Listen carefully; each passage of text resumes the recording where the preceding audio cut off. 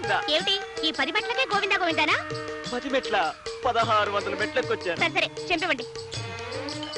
నాకు కూడా కొంచెం ఇవ్వవే, కొంచెం ఇవ్వవే. చెవట పట్టేవాళ్ళు మంచినీళ్ళు తాకూడదు. తీసుకోండి. ఓ వదిలేండి, మీరండి రండి. ఏమే జయ, మొగుడుతో కలిసి తిరుపతికి వెళ్తున్నావా? చూస్తూనే అడుగుతారేమిటే పిచ్చి మొహాలారా. ఆయనే మా శ్రీవారు, పేరు రాంబాబు. నమస్కారం అండి. నమస్కారం. మీ ఆయన చాలా మంచివాడే పాపం. నీకే శ్రమ లేకుండా బరువంతా ఆయనే మోస్తున్నాడే.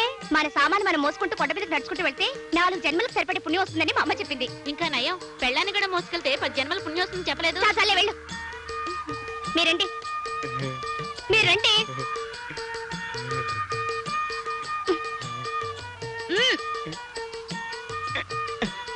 ఏమిటండి వాళ్ళు చూస్తున్నారు? మరేం లేదు, ఆ ఎల్లో చీర కట్టుకుందే ఆ అమ్మాయికి పళ్ళెత్తుగా ఉంటే. దానికి పళ్ళెత్తైతే మీకెందుకు, దాని పళ్ళు ఊడిపోతే మీకెందుకు? ఎత్తుపళ్ళ ఆడపిల్ల అంటే నాకు చాలా ఇష్టం. మరైతే నన్ను ఎందుకు కట్టుకున్నారు? పారపాల దాన్ని కట్టుకోలేకపోయారా? రండి రండి.